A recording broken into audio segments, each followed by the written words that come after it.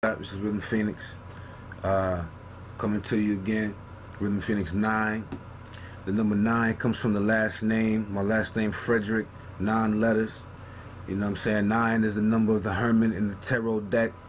It's the one symbol I have. It's the symbol of the old man with the light post. If I get the card real quick, I'll show you. 1 second. Alright, I'm back. Time is ticking. Okay. This is from the tarot deck known as 2012 tarot deck. Okay. And this is the number 9 tarot deck known as the Hermit. When I first got this, and I believe that the Hermit, his only source of light or sight perception, because I'm pretty sure he's blind, but that might be synonymous with a different story, but so don't source me on that, but I'm pretty sure something dealing with his physical sight, but it enhances the inner sight. Okay, and that lamp, that light, represents the inner light that is his true guide, which I reflect with the book Man of Light by Henry Corbin, the Man of Light, when he was talking about the Man of Light and dealing with Suaradi's works. And you look closely, if I can show you, there's the light. He has a stick here, which I have a stick as well. And then on top of on his forehead, which is where his third eye is a symbol of a spiral shape. No, actually, it's a circle. It's a circle within a circle within a circle within a circle, and the very center of the circle is a dot. All right, is a white dot. Okay, probably the source of his real perception.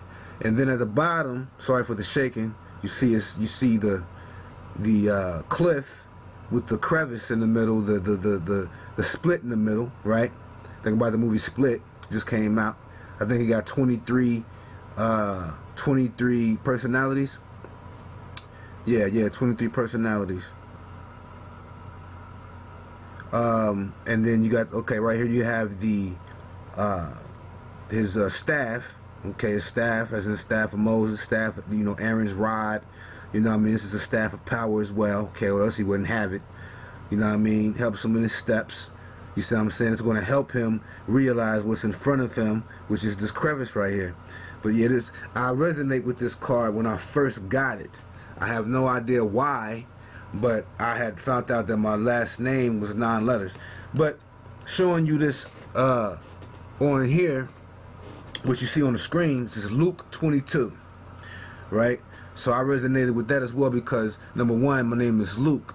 Number 2, dealing with number 22, I resonate, as I have found out a lot of other people do, with the number 11, but I also resonate with what is known as 1111.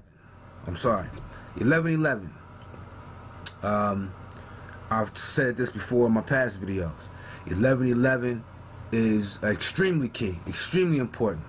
It wasn't until 2 years, excuse me. It wasn't until 2 years after me and my wife first, started seeing this 1111. You know, why is this popping up? 1111. Why is, you know, it was just everywhere. Every time you look at the clock, even till this day, it happens. Excuse me, that we came across, because I started reading books. I wasn't even reading books when I was introduced to number 11 or 1111 by my wife. And then when I was introduced to it, I delved into it because I was already on weird shit anyway. But it was weird to me because it was really real. I said, what the, you know, and so boom, it just went off. Today, these are like my friends and shit, you know, 1111, you can laugh all you want. But we came across this book one day. Speaking of you laughing, we came across this book one day. Blew me away. I said, you know what? I don't even know how much money I had in my pocket. Probably was hardly anything. This book costed $16 plus change, taxes. So I bought the book. I probably ended up with like $7 after that. I was broke. They go to Spiral. We was just talking about the Hermit right here. Okay, or I was going to tell you that it was like a spiral, but it ended up being a sphere or a circle. But it's the same difference. 1111, the time prompt phenomenon. 1111, the time prompt phenomenon. This is powerful energy. You see, this is powerful energy. This was happening before the 2012 era, on into the 2012, past the 2012 era. Okay. Blew me away. I read the book, extraordinarily amazed by the book. I read this book when I wasn't into reading books that much, okay, because I was just getting started, and I only had one. I had this bookshelf behind me, and I only had the top shelf was the only part that was full. On the other two shelves, I had an altar, which I have right here as a on a table right now, which I wish I could move, but anyway, I haven't done too much altar work recently, but I'm gonna get back on it. But you know, and then I have my brother up here. I have a couple pictures up here, Vishnu, my brother, my family, my wife and stuff.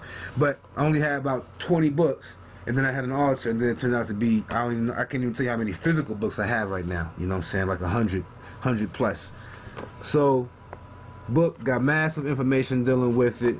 You see what I'm saying? Objective intelligence. Behind every structure there is an architect. Out of the chaos of nature, patterns emerged. In his book, The Synchronized Universe, New Science of the Paranormal, physicist Claude Swanson, PhD, talks about the role of synchronicity on both the quantum and cosmic scale and its relationship to the manifestation of paranormal. When you are involved with this, you know, you question reality. You know, you could tell me, okay, I'm trying to create what is called, they even have it in here, there's a definition for it, that the people try to say, nah man, it ain't what it is. It's called amorphism or some shit. I forgot the name. Maybe it's in the no, it's not the index. But it's something dealing with the mind, where the mind finds patterns and connections, and you know, it makes you think you're crazy and shit. And that's dealing with the movie number 23. Number 23. As in, I believe women had 23 split personalities, like I was just saying. But anyway, I don't know because I haven't seen the movie yet. But the reason why I was telling you about number 1111 is because of Luke 22. Luke 22, which 22 was 1111. All right, deals with the passion and the Last Supper before Jesus is to basically have himself sent over to the people that's going to kill him. See what I'm saying? And it gets very deep because I have a book known as Shamanic Wisdom of the Pyramid Text by Jeremy Nadler, which I had read a book by him before. I got two books by him, but I had got one book. I ordered that online. I got one book from him from the Edgar Cayce Library in Virginia Beach, and when I read that book, it just blew me away. And I love that place, by the way. If you haven't been there, please visit. 66 and Ocean or some shit like that. Anyway, this book has massive information dealing with number 11. Real quick, I'll read something to you about number 1111. Ever wonder why people have lucky numbers, or why certain times, such as 1111, seems to stamp life's significant events? With charm, wit, and a touch of humor, John and Flaxman dig deep into how numbers play a significant role in our lives. Could God actually be numbers? Jones and Flaxman investigates these questions and more in 1111, the time prompt phenomenon. Okay. 1111. It seemed to begin sometime in the 1980s. I was born in 1982. I didn't even think the shit existed. You know what I mean? I thought we was like special. I thought we was alone. You know what I'm saying? We was the only ones that was seeing 1111.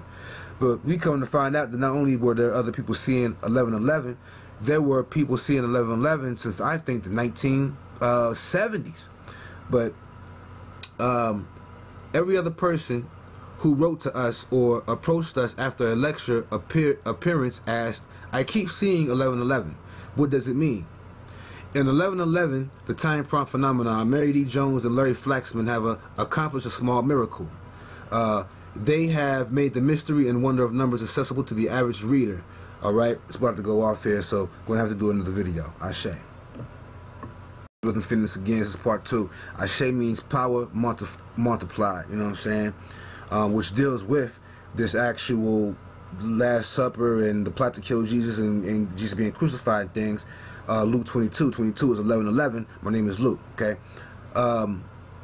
The crucifixion process has nothing to do with death. It has something to do with being able to be more powerful and more powerful in this 3D reality on transcending perception and understanding that you are more than just this dimension, physical entity. Your entity itself is a multi-dimensional entity. You see what I'm saying?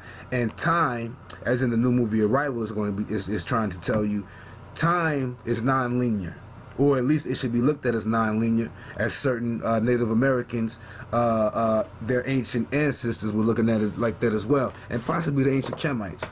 You know what I'm saying? At a certain extent, and the more they fell into time and following time, is probably when they fell off, or their civilization was crumbling a little bit.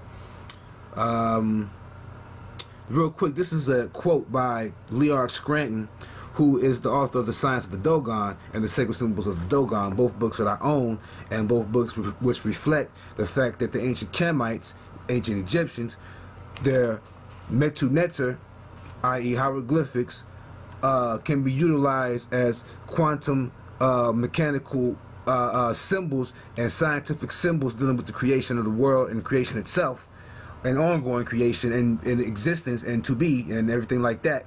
And that's like basically saying that their Metu Neter were the words of God.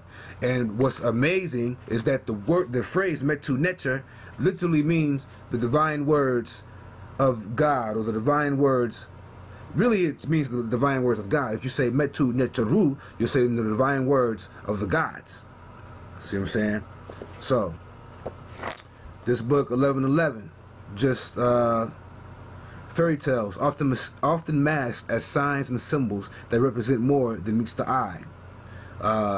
This is just an amazing book. He talks about the ley lines, symbols like this. You know what I mean? The yin yang symbol. Can we do that? Right? The different geometrical forms. Waking up to these. Waking up to all this shit, man. You know what I'm saying? The Fibonacci. You see what I'm saying? The Ouroboros. The Ouroboros. You know what I mean? People say it differently. Infinity symbol, basically. Goes on and on and on and on. The Mayan numbers. They break down the Mayan numbers, the Sumerian numbers, the Aztecs. Yo, check out the book. You know what I'm saying? Check out the book. It talks about the pineal gland on page 40. Let me see if there's something in there that's good. How much time left? Okay. The pineal gland. Junk DNA may not be the only activating agent in the human body associated with 1111 in time prompts. Equally as mysterious, the pineal gland may also play a role in the awakening of a higher level of being. Okay, the pineal gland represents the area of the crossing point as well, as in crossing from this world into the next world. The pineal gland is a physical gland, if you want to call it a gland. The energy that is known as the pineal gland is what is called the third eye, which brings forth the creation of the portal zones or the tunnels that can get you and to see other different realities in this multidimensional being that you are, known as the Adam Kadmon of the Kabbalah mysticism. Okay, and the ship is known as the Merkaba in the Kabbalah mysticism. And each chakra, 7 in general, but there are other chakras, massive amounts of channels or nadis, are different pathways. The chakras are different levels of consciousness, different worlds, different ways of seeing, perception, or different ways of perceiving a world on that level of the world. You know what I'm saying? It just many sub-levels and everything like that. Let me continue on. Equally, okay, this structure, the pineal gland, is an endocrinal gland, okay? It's an endocrinal gland, all right? Now, remember the book.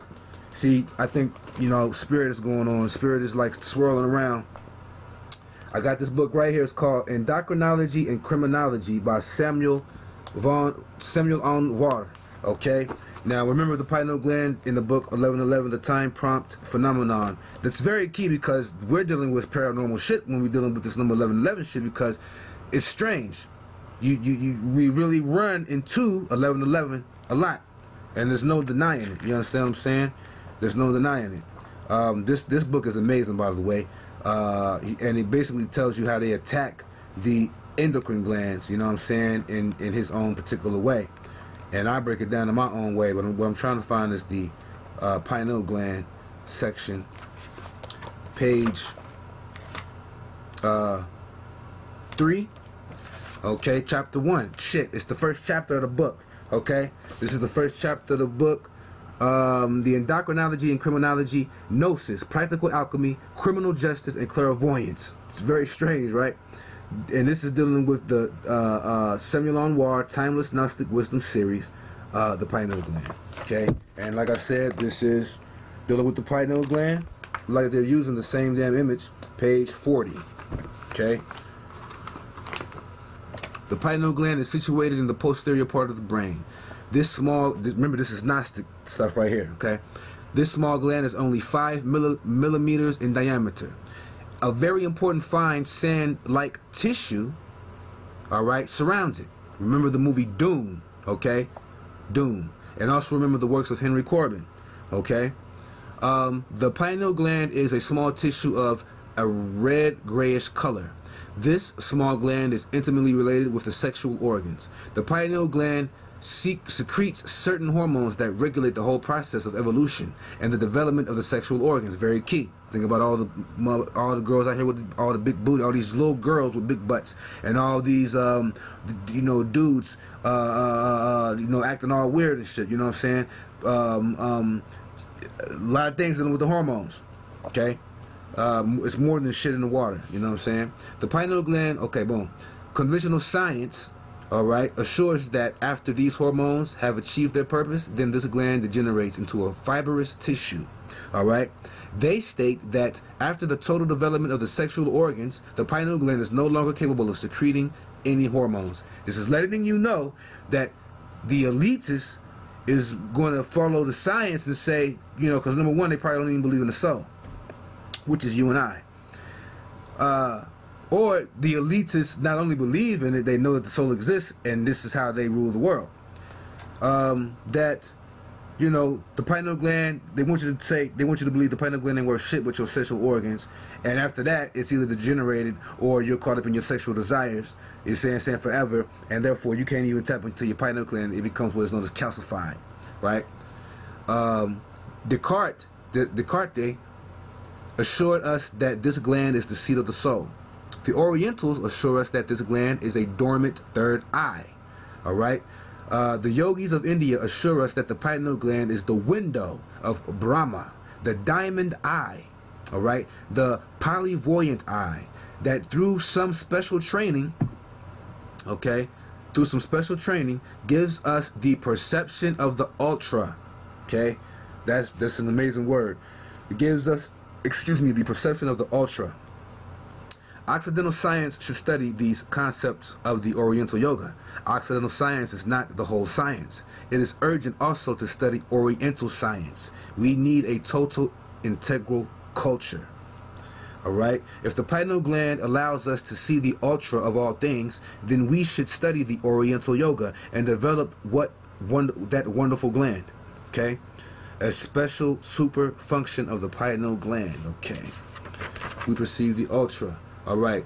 There is no doubt that all the great biblical prophets were great pinealists.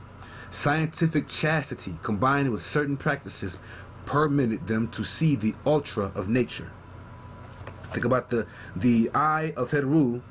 Think about the cobra or the serpent energy coming out of the third eye of the prophets, of the priests, of the pharaohs, of the kings of ancient Kemet. Okay, the mummies. This is the third eye energy. This is known as the Watchit, the Ureus. This is the Watchit. Okay, this is the same thing. This is the energy of the pineal gland. All right.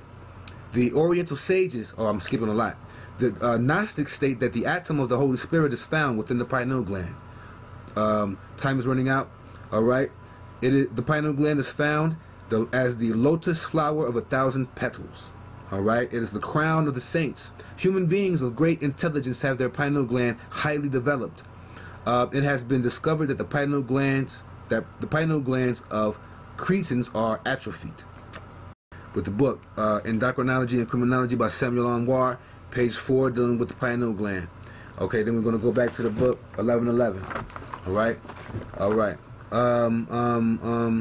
Human beings of great intelligence. Okay. The authentic Fakr has the pineal gland full of great vigor. The blood directly absorbs the secretions of the endocrine glands. The blood bears all the secretions of the endocrine glands to other organs and glands that then are forced to be pushed in a major effort to a more intense work. The word hormone comes from a Greek word that means to excite. Indeed, the hormones have the power of exciting the whole organism and obligated to work. Alright? That's the importance of the pineal gland. The secretions of the endocrine glands also have influence over the mind. Okay? We now see why the Hindustani dedicate themselves to control the mind. To control the mind is to help control the hormones, is to help control, or at least to purify the secretions of the pineal gland. Alright? Continuing on, the Oriental sages believe that the NISSUS, the Nissus formativus, is a fluidic body that is found in contact with the grand sympathetic nervous system and with the fluid nervous system. There is no doubt that this fluidic body is the astral body mentioned by medieval doctors. The human body and all those purely psychic principles are within the astral body. Once again, the human mind and all those purely psychic principles are within the astral body. This is why those astral energies and can attack you.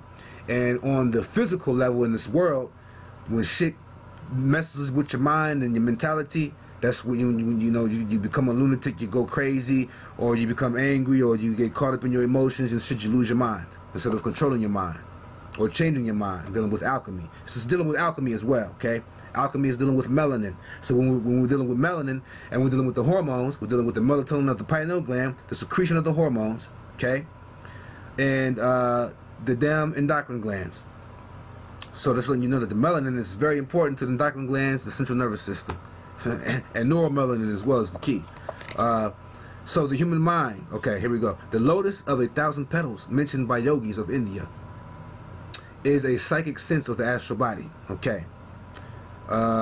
Medical science plays with the mechanism of phenomena, yet it does not know its vital depth. The special development of the pineal gland allows us to see the very vital depth. Alright, he stops right there. Okay, now, back to this book. How much time is left? Alright, pineal gland. Second paragraph. Many scientists once believed this to be a dormant gland whose purpose was still a mystery and was spoken of as the enigmatic third eye by many mystical and spiritual traditions. According to lore, this was the window to the soul and the inner vision that parallels the actual eyes as tools of exterior vision, meaning that this was the inner eye of interior vision. Okay, I have a book by Richard King. See, Melanin, the Key to Freedom. The third eye is the inner eye of Heru. It is the eye of inner vision. Okay? This is dealing with melanin. Alright? They don't speak about melanin. So you can look up melanin yourself. I have many sources too on melanin. Okay. According to lore, okay, boom. Associated with the crown chakra and the yogic third eye, alright, which is the crown chakra and the sixth chakra, the pineal gland or pineal eye has long been heralded by New Agers and metaphysicians alike as the most powerful and highest source of ethereal energy available to humans. The pineal gland has always been important in initiating supernatural powers. Development of psychic talent has been closely associated with this organ of higher vision. The third eye can be seen can see beyond the physical, as several websites devoted to the gland collectively state. They break down, they got a little diagram of the pineal gland. Goes on, breaks down more information dealing with the pineal gland, anything on melatonin. I have a whole book on melatonin, by the way. Melatonin, here we go. It has an eye-like structure and it functions as a light receptor. It controls melatonin and the wake-sleep seasonal functions and patterns, and it was once described as a vestigial remnant of a much larger organ. The gland starts out large in children and begins to shrink during puberty. Calcification, okay? of the gland in adults is common and leads to visible aging. Okay, think about all the shit they're doing right now to reverse their aging process, shown in on their physical flesh, dealing with time. Okay, dealing with the seasons. Okay, it's dealing with your flesh. That's melanin. That's what melatonin is. Melatonin is the melanin syrup. That's what serotonin is. Serotonin is just a serum, a Tony serum. Just Google it. Google the etymology if you can find out. So, most esoteric belief suggests that when the pineal gland is awakened or activated, as during a time prompt or 11:11 experience, there is the feeling of pressure at the base of the brain.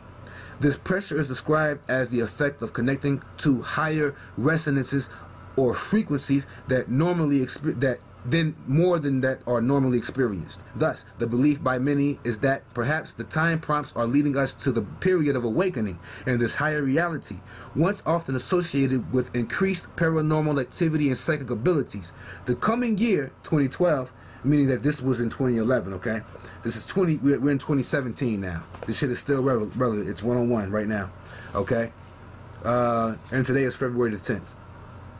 All right? With its connection to the end date of the Mayan long count calendar has been connected with the awakening of the pineal gland in large numbers of humans, causing a huge shift in awareness, consciousness, and perception.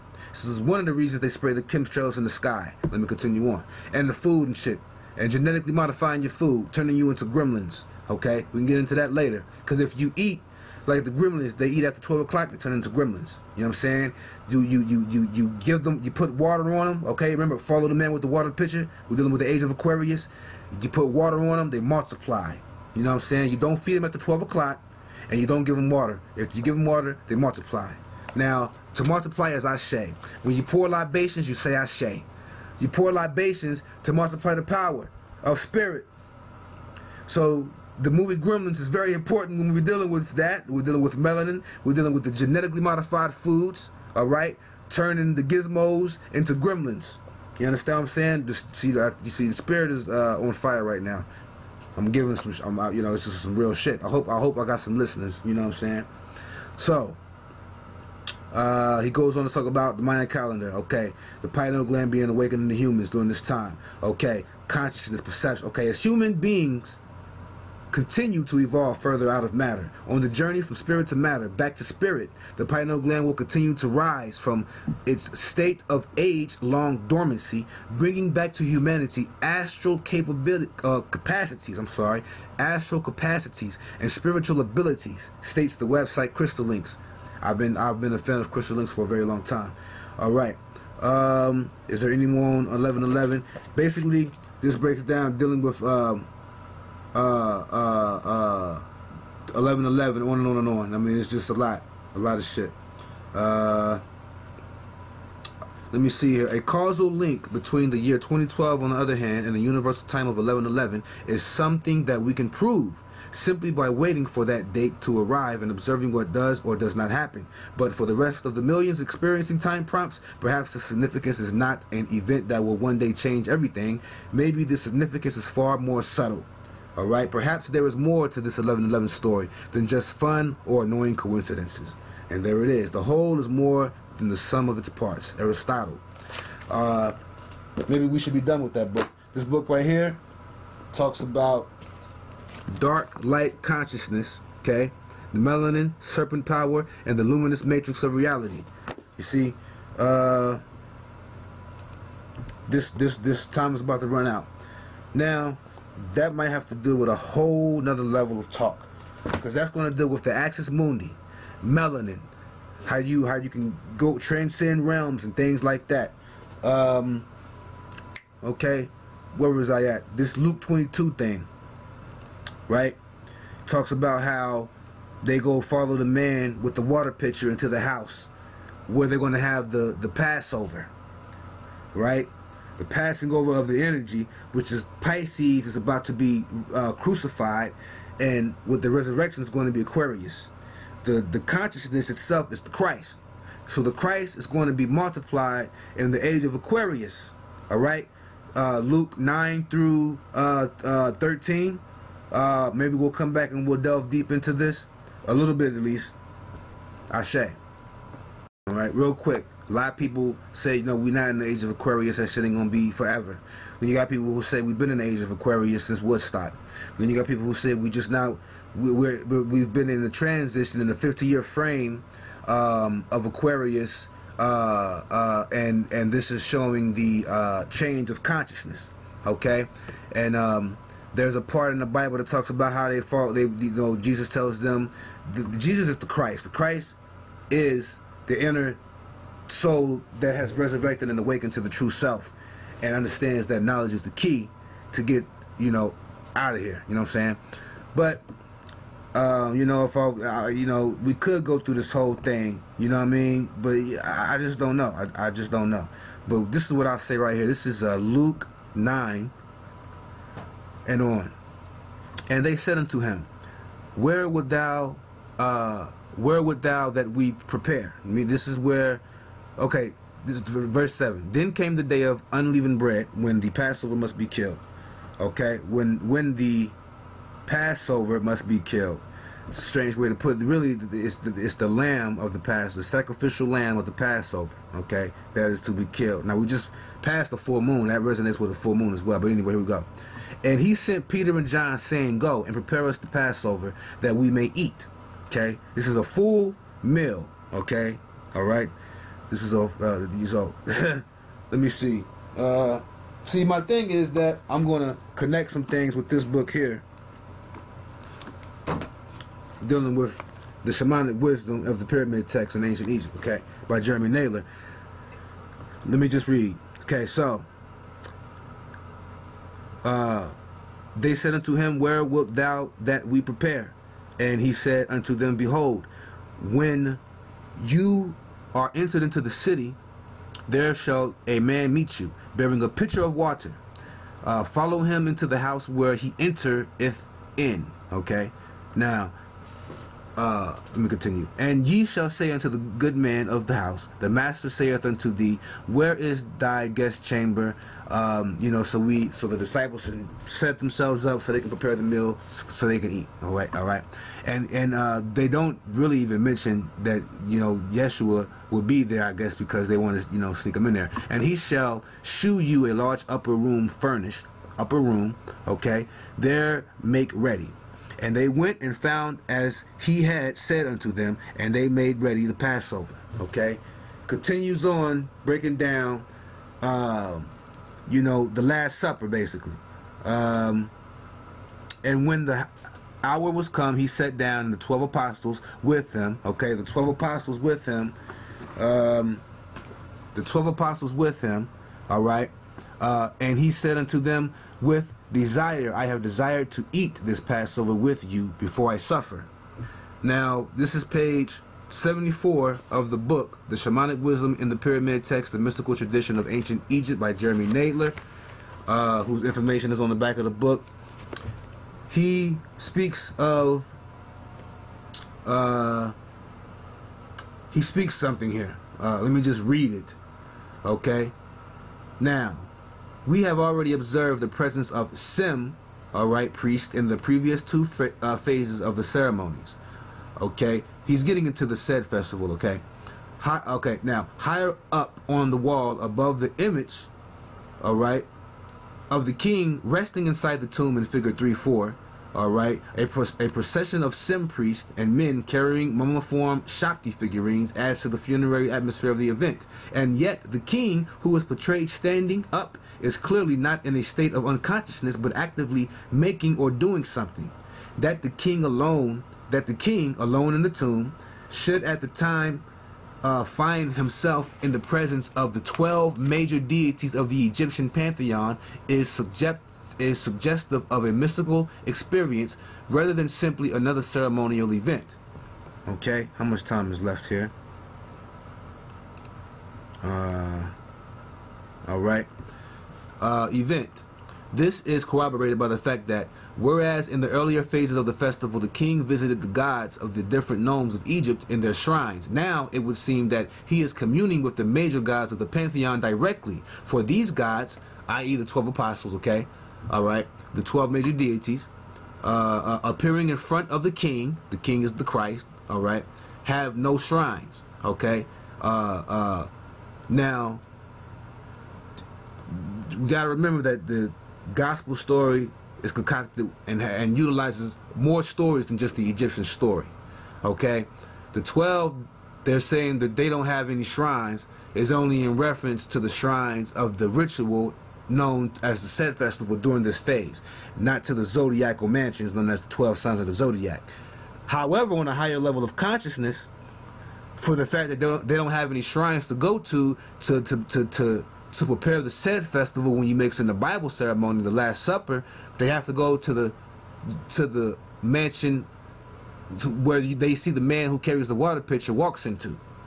And then this mansion, there's a huge guest room where they're going to have the Last Supper. So, they, the 12, are portrayed as living presences, arranged before the king's awakened inner vision. Okay, this means before the king has awakened to the inner vision. This is before Jesus has been crucified, basically. Perhaps it is merely a coincidence that in the pyramid text there is one utterance in particular that refers to just such an array of deities as Osorkon here encounters. In utterance 219, in which each of the deities is addressed in turn, beginning with Atum and Shu and Tefnut and moving on to Geb, Nut, Isis, Set, and Neptes, and so on. Alright? The list of gods does not coincide exactly, but it is close enough to bear comparison. Alright, we have had cause to refer to this utterance earlier in this chapter when discussing the resurrection texts. It will be remembered that in it, each of the gods is addressed, and it is stated again and again that the king is not dead, but lives. Alright, we need to turn to the Set Festival reliefs of the 5th dynasty king Niuserre, if we are to understand better what exactly occurred during these secret rites in the tomb. Alright, and he goes on to speak about the secret rites in the tomb that were part of the Set Festival. I'm going to pause real quick. This probably won't be the last video. I just wanted to tell you what the Set Festival was real quick. You know what I'm saying? This is in relation to the Last Supper of the Bible. You see, that's just why I'm trying to do this. Alright, page 85 of the same book. The meaning of the Set Festival. The Set Festival serves several interrelated purposes. Alright? While it is often referred to as being concerned with the renewal of the kingship, and the impression is given that it was designed to prove that the aging king, after 30 years of his reign, okay, remember the number 30, right, still had sufficient energy to rule the country. This does not give us the whole picture. As we have already seen, the festival was not necessarily celebrated in the 30th year, but could be celebrated much more frequently. Alright? In the Bible, it is celebrated in a mystical phase of 3 to 3.5 years. Alright? From the ages of Jesus' 30 to 33 year age. Okay? And then not only that, the number 3 is utilized again in the resurrection period or phase. You see? We know of kings who of kings who celebrated the festival several times in the reign at a much smaller intervals in the 30-year interval. So the festival was not simply about the rejuvenation of the king or the aging king. All right. Let me continue on. These guys made present in their statues. All right. These gods made present in their statues were brought ceremonially to the festival site from all over Egypt. They represented the spiritual energies of the landscape, which were embodied in the human and semi-human forms of their divine statues. The king was thus engaged in a ritual communion with the spirits of the land of Egypt.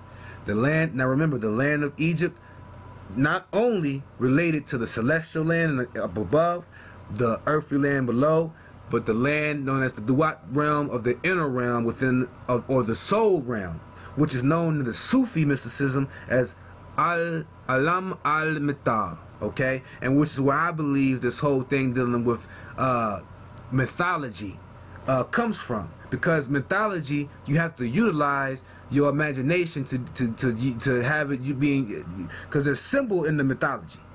So when you read the mythology, the symbols turn into actual living images, and they live within your mind space, you know, whatever, and your imagination, and it happens, and it actually creates enlightened aspects for you in your soul. So it's very important. and it's all being shown to you by the inner vision, all right, which is derived from the inner light. Connection with Egypt, and how the king was to connect with the spirits of ancient Egypt all around, upper and lower, for the whole community, for all of Egypt to see, by bringing their statues that represented their different nomes of the different areas and the spirits there to the certain centers for the where the rituals happen, i.e. the said festival. These statues represented the spirit of the landscape, and he was to connect with that spirit of the landscape. It's just a phenomenal way of thinking, and it's a phenomenal way of consciousness. So the underlying purpose of this was to reach across to the more subtle spirit world that upholds and vitalizes the physical world, all right, which all the mystics tell you through their writings, that the source of the physical reality is coming from a subtle or spiritual reality. You see what I'm saying? This was learned and taught over 6,300 years ago, and before that, because that's the age of the pyramid texts, the pyramid texts themselves. Okay, so it goes on and on and on and on and on. Now, we don't know how old this was, but I'm gonna tell you like this. This is my true definition of what the whole thing dealing with Nibiru is. You see what I'm saying? It represented that crossing phase as the planet Jupiter in a particular time during that time frame when Sumeria was over there doing their thing. You see what I'm saying? And that's in the book The Enuma Elish by Lawrence King. We just have to go there. I ain't got time for that right now. I'm gonna just stick with this.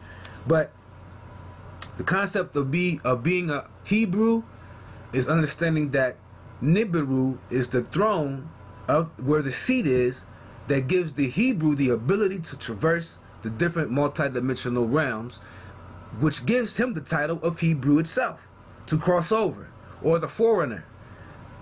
There's a text in the Gnostic Bible called the Vision of the Foreigner, if I'm not mistaken. The foreigner itself is really the soul here in this physical reality now. You know what I'm saying? So the foreigner is the Hebrew that traverses the different realms. See what I'm saying? You're a foreigner of this reality here. You're a foreigner of this realm here. You know what I mean? That's why shit's so crazy now. You see what I'm saying? But let me continue on, right? We all Hebrew, and we all have the ability to be in Nibiru, you see, and of Neperu or Neperu. You see what I'm saying? The spiritual Lord, the Lord of the Spirit. He who knows his Lord knows himself. He who knows himself knows his Lord.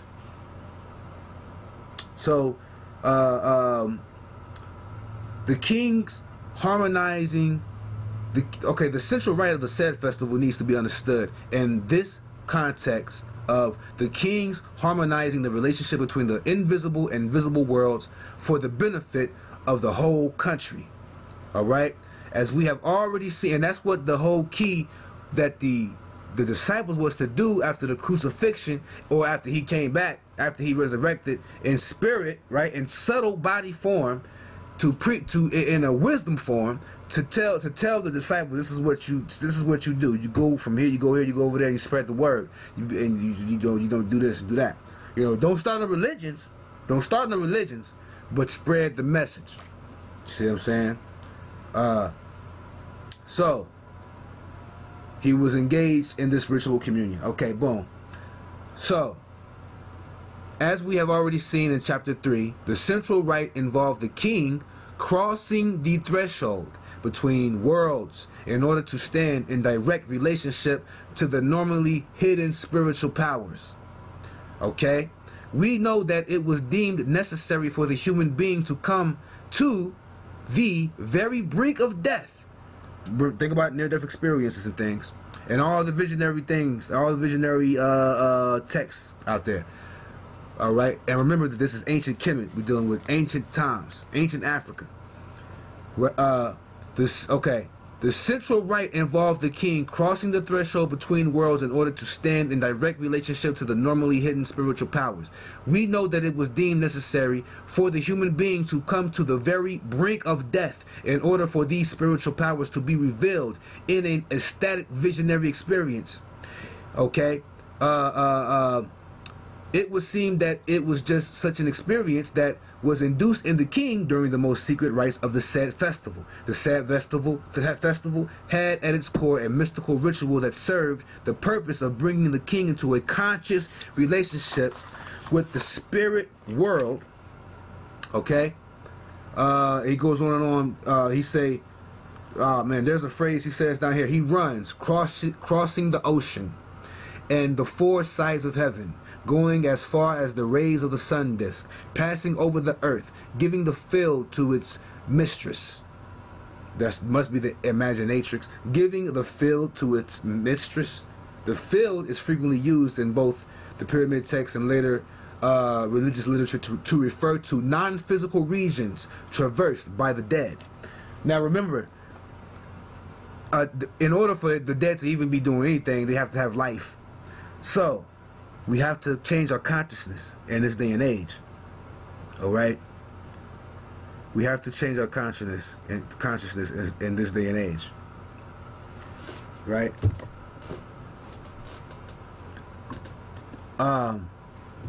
Now, we can go to the Henry Corbin writings and talk about this question that I had meant to say in the last video, but I didn't. Can it be that we are already dead? Can it be that you are already dead? This is some type of spiritual, this is what Spirit said in Ibn Arabi's ear, you know what I'm saying? I believe it's Ibn Arabi. And this represented the voice of Sophia, of wisdom. This question wasn't answered, I don't think, but that was the question. Can it be that we are already dead? Talking about the land of here, that we call the land of the living, right? And then think about the fact that, you know, number one, the dead. There's a book by Hilton Holtima called "We Do Not Die." Maybe I can even find the book. The dead, we have to consciously flip-flop the shit. They are, first of all, like you say, there is no death. The dead are alive. You see? Now you'll say, you know, man, you have it. You're wishful thinking, right? Wishful thinking. You would want to believe that because your brother passed away,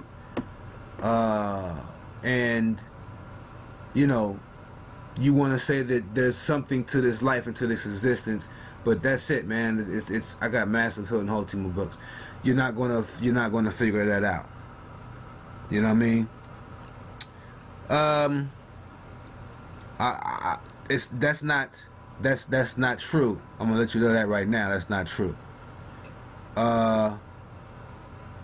Pre-existence of Man, Part 1. I don't know if I can find the book.